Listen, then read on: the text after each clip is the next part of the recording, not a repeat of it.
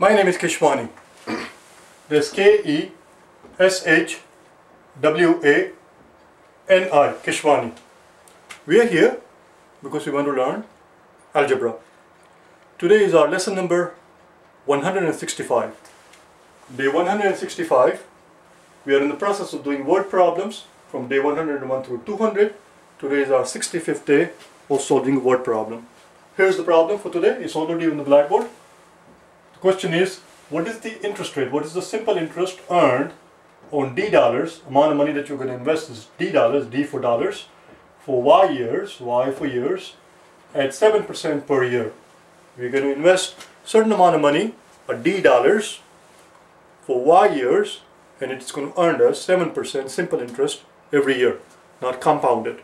The question simply is, how much are we going to earn in that period of time in Y years? Pause the video if you like, solve it yourself. Once you have the answer, then you can continue and compare your work against the work we're going to do together, okay? So here's the solution. Part of the solution is already on the blackboard.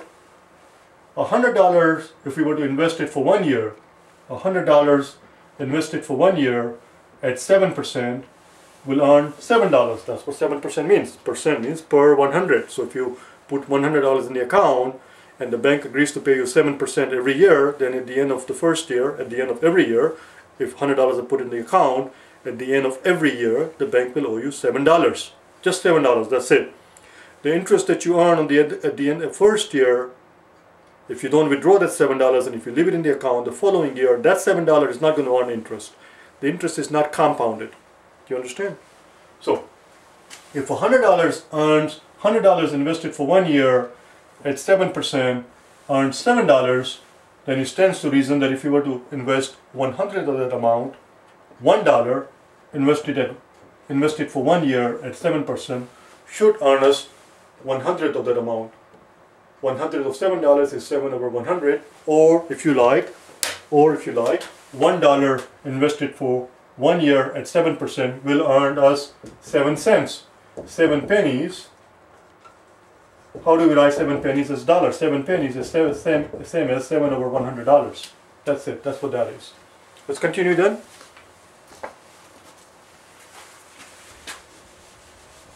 If $1 invested for 1 year at 7% earns 7 over 100, then it stands to reason that $1 invested for 2 years at 7% should earn 2 times this amount. And similarly, $1 invested for 5 years at 7% should earn 5 times that amount. And similarly, $1 invested for 10 years at 7% should earn 10 times that amount. In other words, if you were to invest $1 at 7%, at the end of 1 year, on $1 you will earn 7 pennies. If you were to do that for 10 years, each year it will earn 7 pennies, and at the end of 10 years you will have 70 cents in interest on the $1 that you invested. Similarly, if you were to invest $1 for Y years at 7%, for Y years it should earn you Y times that amount.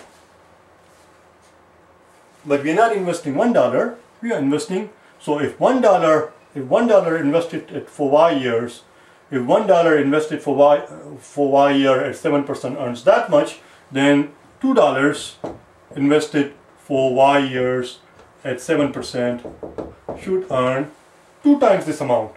Whatever this amount is, since instead of $1 we are investing $2, it should earn 2 times this amount. 2 times Y times 7 over 100.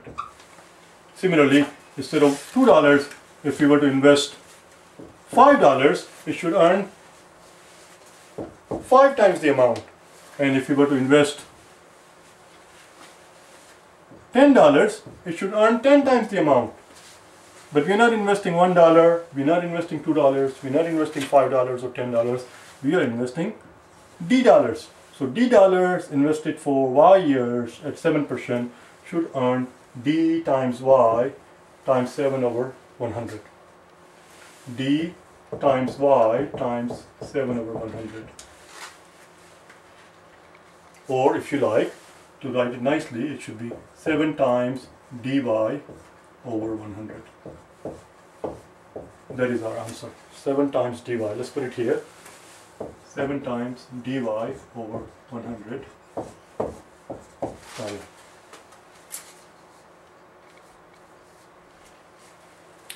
Now, what we're going to do at this point is put in some numbers here, plug in some numbers in our problem, solve the problem one more time in the arithmetic manner. In other words, convert this algebraic problem into an arithmetic problem, and then solve it again, and then find the answer, and then compare that answer to the answer that this expression is going to give us, and see if this expression is in fact the correct answer. So let's do that now. I need the room, so I'm going to have to erase everything. I'm going to give you a second to take it down. Obviously, there it is. So let's redo it, and this time we are doing it one more time just to verify our answer, just to verify, to make sure that this is actually the correct answer. Let's do it again.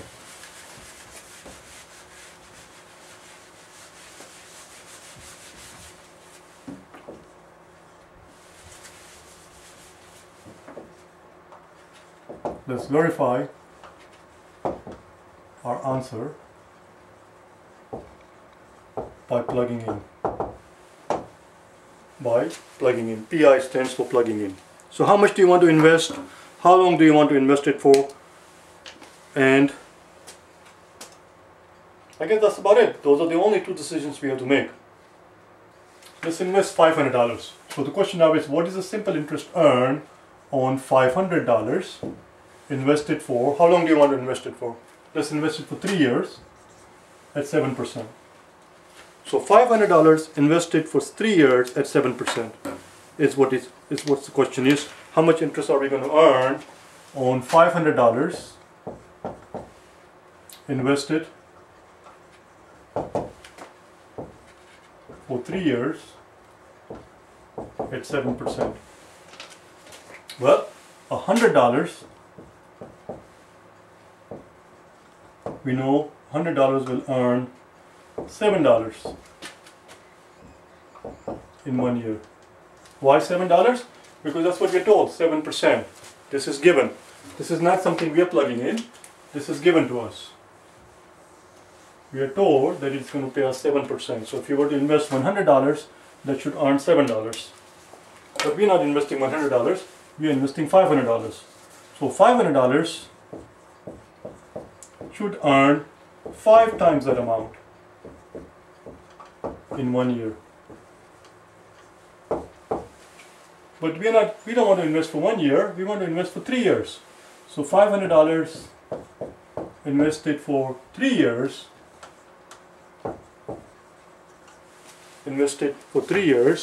should earn 3 times that amount.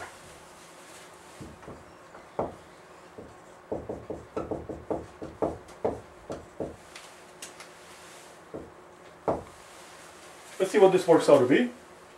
That's 3 times 5 is 15, 15 times 7, 15 times 7, what would that be? 15 times 5 is 75, and 2 15s are 30, so $105. So our original $100 that we invested, our original $500 that we invested for 3 years, at the end of 3 years we'll have $105 in interest. This is our answer. That thing better give us the same answer. We'll see that in a second. Okay? Let's see if this actually makes sense. One more time. You see? $500 invested for 1 year, 7% of 500. 7% of 500 is 7 times 5. Because 7% of 100 is 7. Therefore 500 should be 7 times 5 is 35. And therefore, since we're investing it for 3 years, we should get, here is your 35, 7 times 5, 35, and since we're investing it for 3 years, it's times 3. So that is in fact correct. Let's see what this gives us. 7 times D, 7 times D, which is 500 right here. We're investing $500. Times Y. Y is 3 years. Times Y over 100. The question is does this quantity look anything like this quantity? The answer is yes, it does. Yes, it does, because you see, this is 7 times 500 times 3. Let me put it in the bigger. 7 times 500 times 3 over 100. This is the exact same quantity as this guy over here, because you see this 100 goes out with this 500. So here is your 7 times 5 times 3. Here is your 3, here is your 5, and here is your 7. It's the exact same quantity. 7 times 5 times 3, or 3 times 5 times 7. That tells us that this in fact is the correct expression, 7yd over 100. That's all. That's all. That's all I had for today. I will see you tomorrow on day number 166. The purpose of these exercises is to get you used to the language of the algebra. That's all it is. So if we do certain type of problems over and over again, that is the whole idea. To practice is what is required, in order to acquire a skill. And it is a skill. Algebra is a skill, just like any other skill. One needs to practice. That's all. I'll see you tomorrow on day number 166. Okay? Bye now.